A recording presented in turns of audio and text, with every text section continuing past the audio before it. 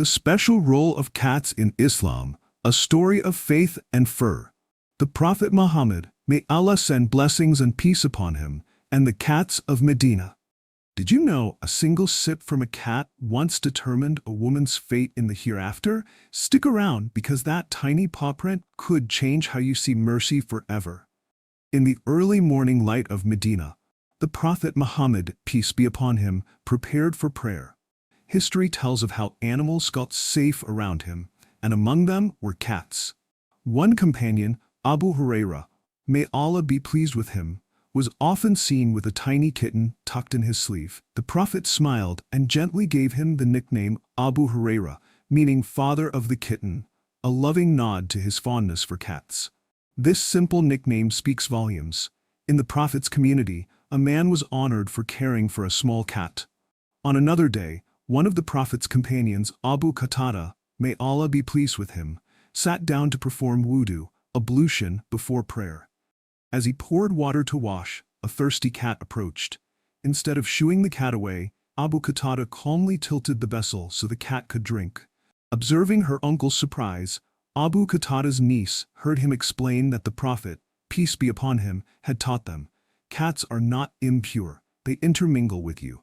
In other words, a cat's presence and touch were considered clean in Islam, a remarkable teaching in a time when many cultures shunned animals indoors. Many Muslims have also heard a charming story. One afternoon, the Prophet's cat, often called Muezza in later tales, fell asleep on the sleeve of his robe. When the call to prayer sounded, rather than disturb the sleeping cat, the Prophet, peace be upon him, gently cut off his sleeve to leave the cat undisturbed and went to prayer. While this specific story isn't found in the major hadith collections, historians trace it to a later Muslim saint, not the Prophet himself. Its popularity isn't accidental. It reflects a truth Muslims cherish. Allah's messenger was exceptionally kind and gentle, even to a small cat. The imagery of the Prophet cutting his cloak for a cat illustrates the spirit of compassion that he really lived. Through these glimpses, we see how cats were part of the Prophet's daily life and lessons. He, peace be upon him, treated them with mercy and tenderness, setting an example for all Muslims. But the special status of cats in Islam goes even beyond these anecdotes. Next, we'll see how these prophetic practices became principles, guiding Muslims on purity, compassion, and the rights of these fur-clad neighbors living among us. From the Prophet's personal example, Islam developed clear teachings about how to treat cats. Let's explore the teachings and rulings that grew from these stories. Pure companions, hadiths, and rulings about cats. Islamic teachings, grounded in the Prophet's sayings, hadith, make one thing clear. Cats hold a special, purified place in a Muslim's life. The Prophet Muhammad, peace be upon him, explicitly declared that cats are ritually pure. As Abu Qatada relayed, the Messenger of Allah said, "They, cats, are not impure, rather they are among those who roam freely around you." This means a cat wandering in your home, even drinking from your cup, does not defile it. In fact, according to authentic narrations, one may even perform ablution for prayer with water that a cat has sipped from. And one may eat from the same bowl a cat has eaten from without any worry. Such rulings are unique. No other animal is given this level of acceptance in our homes. From the perspective of Islamic law, Sharia, the little paw prints on your prayer mat are welcome, not a contamination. With purity comes rights. The Prophet Muhammad, may Allah's blessings and peace be upon him, repeatedly taught compassion toward all creatures, and cats were often his example. He warned of dire consequences for cruelty. A woman was tortured and thrown into hellfire because of a cat which she had confined until it died. She neither fed it nor let it free to eat the vermin of the earth. Imagine, a person who prayed and did other good deeds could still incur Allah's wrath by tormenting a cat. This powerful hadith, reported by Ibn Umar, peace be upon him, in Sahih Bukhari, paints a vivid picture of how seriously Islam views the welfare of cats. To deliberately starve or harm a cat is a grave sin. On the other hand, showing kindness to cats and other animals is described as a mark of true faith. The Prophet Muhammad, may Allah send blessings and peace upon him, said, "Kindness to animals is part of faith. In caring for a cat, feeding it, giving it water, stroking its fur gently, a Muslim finds spiritual reward.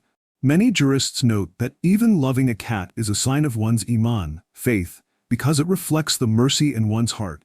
Indeed, a famous narration tells of a prostitute forgiven by Allah for giving water to a dying dog. How much more mercy might one gain for tending to a hungry cat? Beyond moral stories, Islamic law, fiqh, incorporates this mercy. Classical scholars like the imams of the Sunni schools ruled that cat's fur or saliva are not najis, impure in the practical sense. If a cat drinks from a container, you don't have to throw the water out. You can still use it. If cat fur ends up on your clothing or carpet, it doesn't invalidate your prayers. The only exceptions are obvious things like cat waste, which of course must be cleaned like any other impurity. But the cat itself, its body, saliva and habit of roaming your house is considered clean. As one Islamic Q&A summarized, cat hair is pure, and if no visible filth is on the cat's mouth, its saliva is considered pure as well. This permissive stance is based directly on the Prophet's guidance that cats intermingle with us.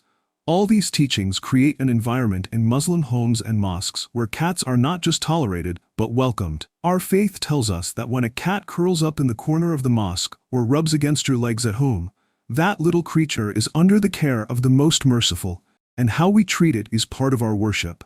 We've seen the rules and warnings the Prophet Muhammad, may Allah send blessings and peace upon him, gave regarding cats. But why have cats been so cherished in Muslim culture? Beyond purity and rulings, there lies a deeper symbolic and spiritual connection between Muslims and their feline friends. Next, we journey into the heart of Islamic lore and spirituality to understand the symbolic significance of cats. Symbols of mercy, cats in Islamic spirituality and culture. In a 19th century painting of a Cairo study circle, a content cat lounges on a scholar's cushion while an imam reads. Throughout Islamic history, cats have been companions of the wise, guarding books from pests and providing peaceful company. Cats in Islam are more than just permissible pets. They are woven into the tapestry of Muslim culture and spirituality. Muslim folklore and history abound with feline friends. The very fact that the Prophet's close companion was dubbed father of the kitten, Abu Huraira, shows how affection for cats became almost an identity of piety. In many Muslim cultures, having a cat is seen as a source of barakah, divine blessing. In fact, Islamic tradition holds that cats carry a certain barakah. They are even allowed to roam in and out of mosques, lounging on prayer rugs or curling up in courtyards, as if they too are part of the congregation. Unlike dogs, which have specific restrictions, cats were historically free to walk even in sacred spaces. This special status has given cats a halo of sacredness in the eyes of Muslims across centuries. Walk into an old mosque in cities like Cairo, Istanbul, or Fez, and you'll often find cats resting serenely in the corners.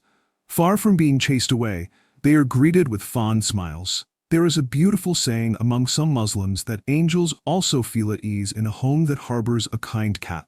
A poetic way of expressing that a peaceful home welcomes both heavenly and earthly guests. While not a formal hadith, this sentiment captures how cats are viewed as symbols of harmony in the household. Historically, Muslims even established charitable institutions for cats. The love wasn't just individual, it became civic. In 13th century Egypt, the Mamluk Sultan al-Zahir Baybars set up a waqf endowment to feed and care for stray cats in Cairo. Edward Lane, a 19th century Orientalist, noted a cat's garden endowed by Sultan Baybars where cats could live and be fed daily. Similarly, the traveler Bayard Taylor was astonished to find a hospital in Damascus in the 1800s where unwanted cats roamed freely, cared for by dedicated staff. This institution was funded by a pious endowment that paid for the cat's food, water, and even veterinary care. Think about that. Centuries ago, there were organized cat shelters operating with charitable funds, a concept even modern societies are catching up to. Such was the impact of the Prophet's teachings on mercy that Muslims felt caring for cats was a way to earn Allah's pleasure and implemented it on a societal level. Cats also found their way into Islamic art and literature as emblems of contentment and wisdom. Persian poets like Rumi and Iraqi storytellers wove in metaphors of cats to signify gentle friendship and the quiet contemplation of mystics. In many old paintings, as in the scene depicted above, a cat sits beside a learned man. This is no coincidence. Scholars valued cats for protecting their libraries from mice and perhaps also for the tranquil company they provided. The presence of a cat beside a scholar came to symbolize a peaceful pursuit of knowledge under God's grace. From the Prophet's mosque in Medina to the libraries of Baghdad, the cat has patted its paws through our spiritual imagination, a quiet guardian, a merciful sign, a beloved friend. Muslims came to see the cat as a sign of Allah's rahmah, mercy in this world. Soft-footed creatures that do no harm, keep themselves clean, and offer affection without asking for much in return. The reverence for cats in Islam is deeply rooted in spirituality and compassion.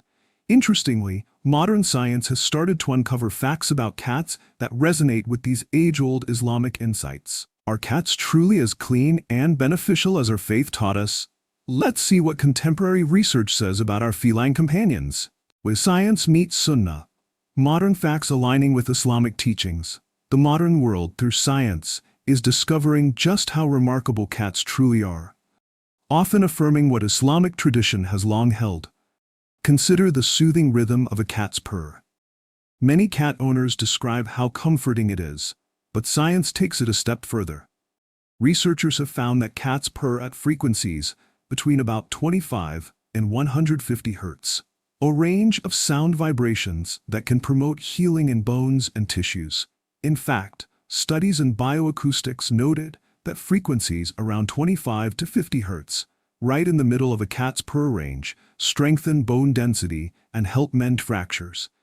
It's as if Allah designed the cat with a built-in healing touch, a form of therapy for itself and even for humans nearby.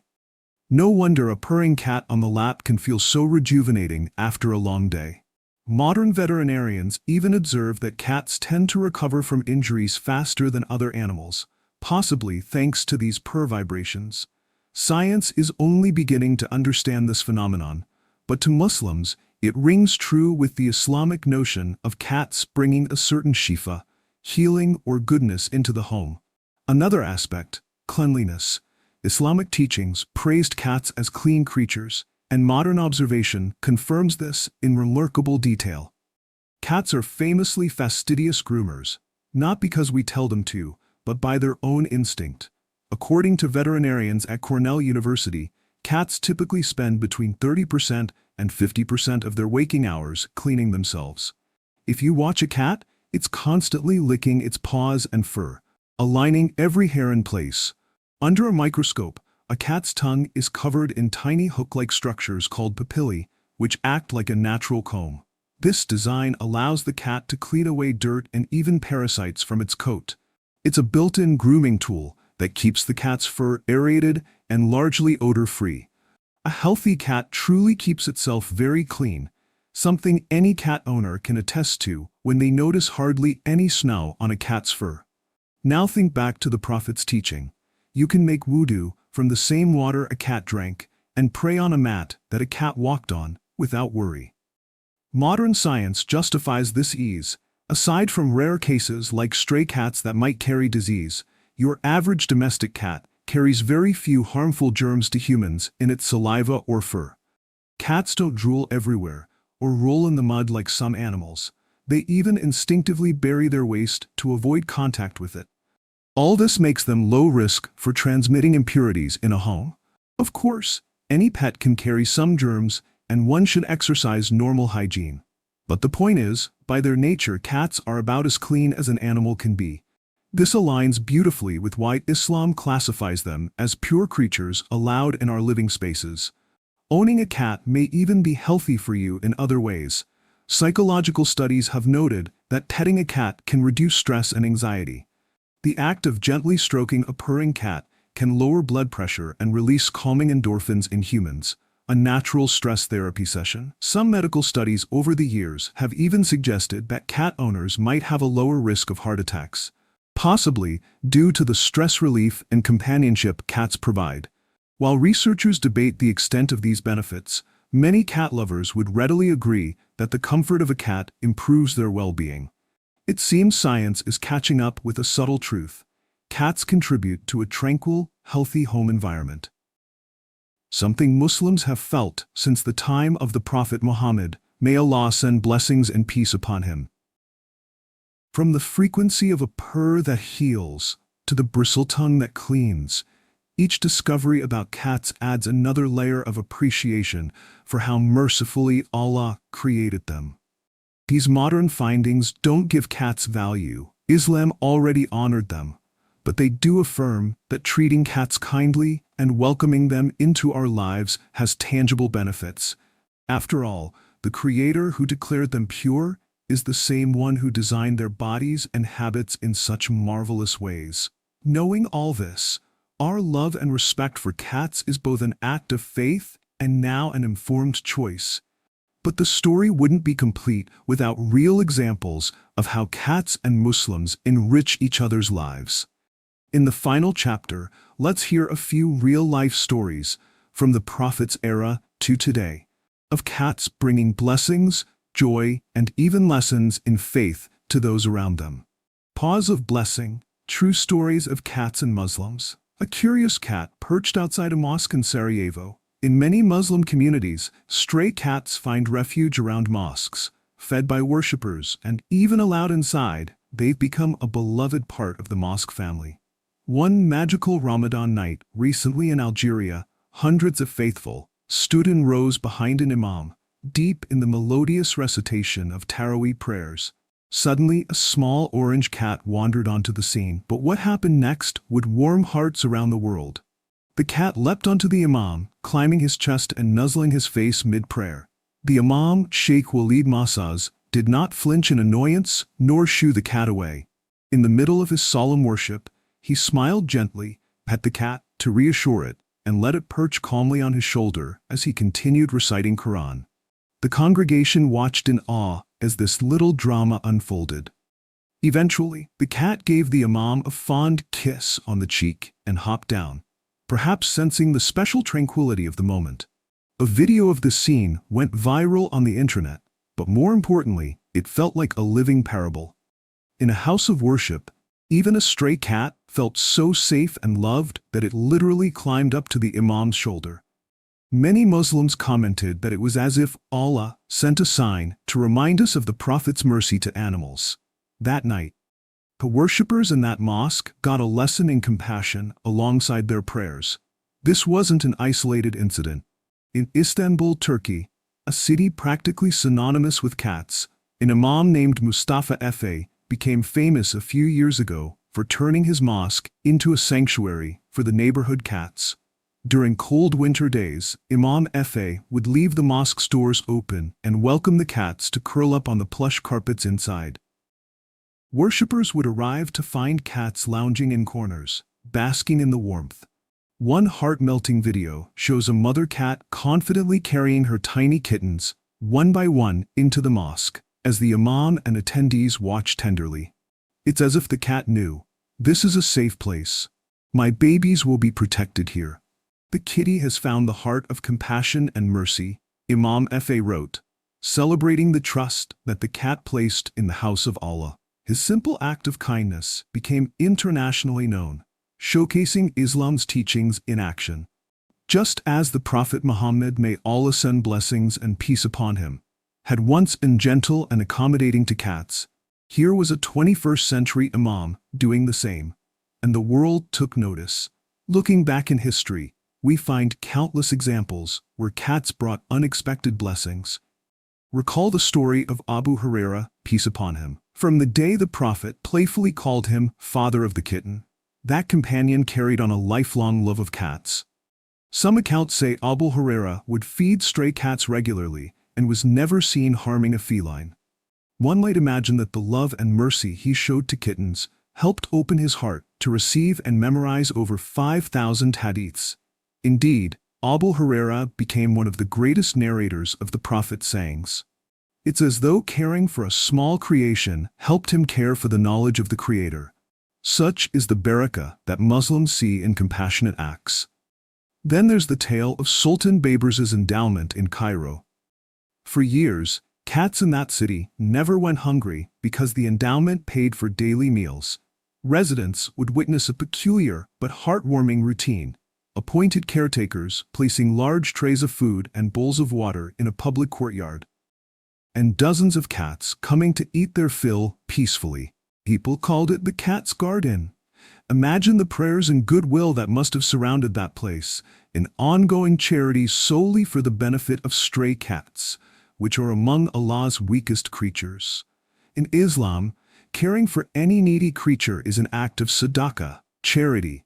How beautiful that even animals who cannot say thank you were served, purely for God's sake.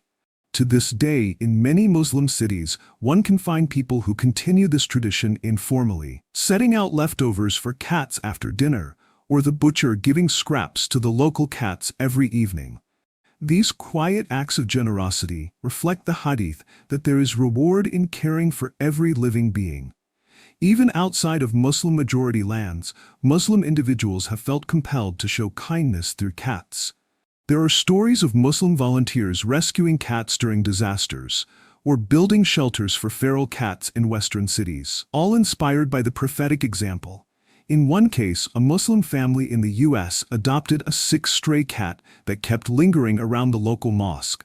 They nursed it back to health, and in turn, found that it brought joy and calm to their household, especially to an elderly grandfather who spent his days gently talking to the cat.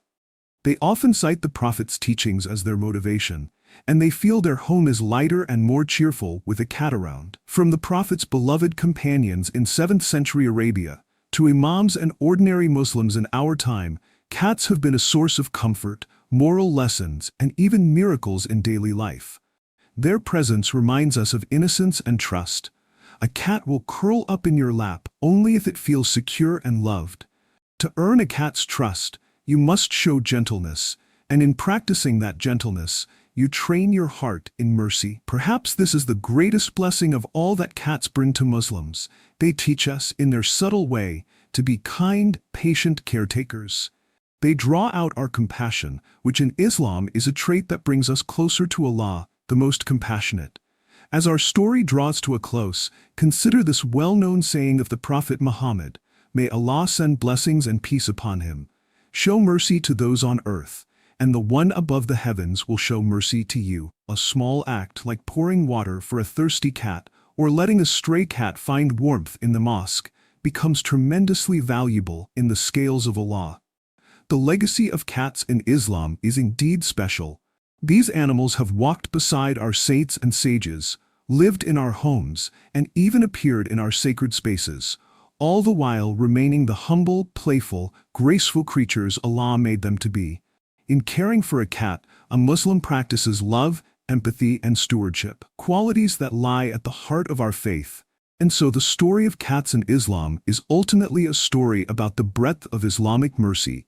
It tells us that no creature is too small for our compassion.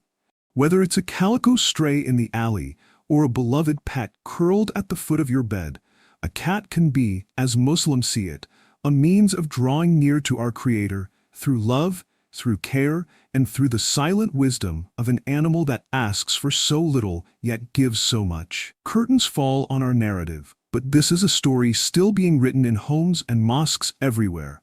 Whenever a believer strokes a cat and whispers Bismillah, knowing that in that moment they are earning the pleasure of the most merciful,